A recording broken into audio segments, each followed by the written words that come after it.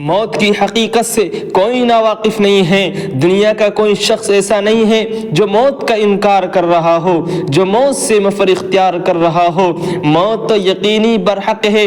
دنیا میں آپ کو ایسے دہریے مل جائیں گے جو لوگ خدا کا انکار کر رہے ہیں، رسول کا انکار کر رہے ہیں، ہر شے کا تو لوگ انکار کر سکتے ہیں۔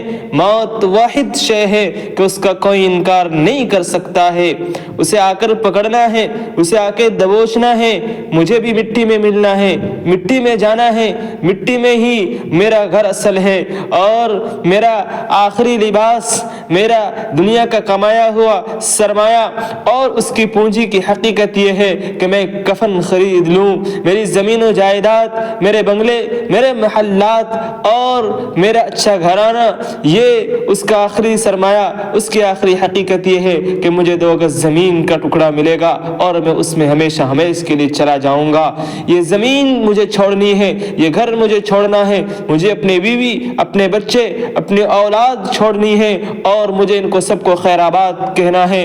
یہ میرے پلنگ پر بیٹھ کر، میری میت کے سائٹ میں بیٹھ کر کب تک روئیں گے؟ جب تک کہ مجھے گھر سے جدا کرنے تک، اور جب مجھے گھر سے جدا کر دیا جائے گا اور پھر وہ غموں کو بھول جائیں گے، یہاں تک کہ وہ میری قبر کو بھی بھول جائیں گے۔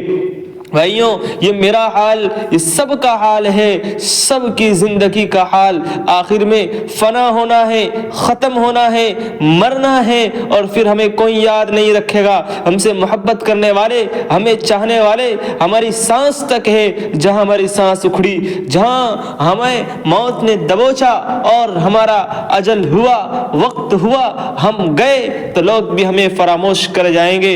لوگوں کے پاس قبروں پر فاتحہ پڑھنے کے لیے بھی وقت نہیں ہے۔ آپ جاتے ہیں تو روڑوں پر قبرستان ہے، لوگ ہرن بجا کر وہاں سے نکل جاتے ہیں، لیکن کوئی فاتحہ کسی کو پڑھ کر نہیں پہنچاتا ہے۔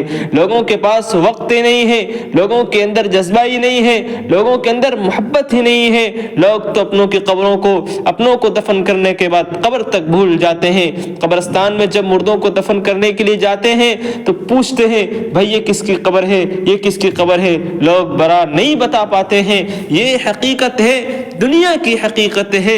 میرے بھائیوں، حقیقی زندگی تو یہ ہے کہ میں زندگی تقوی والی اختیار کر لوں۔ حقیقی زندگی تو یہ ہے کہ میں رب کو راضی کر لوں۔ حقیقت تو یہ ہے کہ میرا رب مجھ سے راضی ہو، میرا رسول مجھ سے راضی ہو، میں دین پر چلنے والا ہوں، میں شریعت پر چلنے والا ہوں، میری ذات سے کسی کو تکلیف نہ پہنچے، میں کسی کے لیے باعث رسوائی نہ ہوں، میری ذات سے کسی کو کوئی تکلیف نہ پہنچے، میں کسی کے لیے ایذا کا سبب نہ بنوں، میں اپنی زندگی کو اس طرح گزار کر جاؤں۔ حضرت عمر نے پوچھا کہ بھئی تقویٰ کسے کہتے ہیں؟ عمر سے پوچھا گیا تو کہا کہ آپ اگر کسی کانٹے دار جھاڑی سے گزرتے ہو تو کس طرح گزرتے ہو؟ فرمانے لگے کہ میں اپنے کپڑے کو پورا سمیٹوں گا اور میری خواہش یہ ہوگی کہ کوئی بھی کانٹا میرے کپڑے کو نہ لگے، ورنہ وہ میرے کپڑے کو خراب کر دے گا۔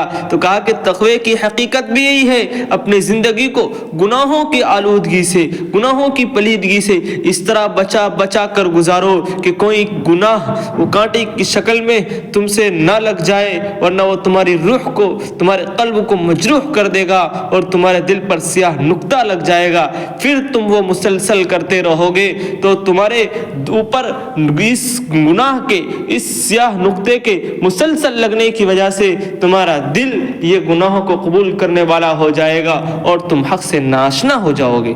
پھر تمہیں حلال و حرام کی تمیز نہیں ہوگی، تمہیں اچھے اور برے کی تمیز نہیں ہوگی۔ اس لیے بھائیوں، اللہ تبارک و تعالیٰ کی کتاب کو مضبوطی سے پکڑو، رسول کی باتوں کو مضبوطی سے پکڑو، اپنی زندگی کو اللہ تبارک و تعالیٰ کی بتلائی ہوئی شریعت کے اوپر گزارنے کے لیے اپنے آپ کو آمادہ کرو۔ الہاکم التکاثر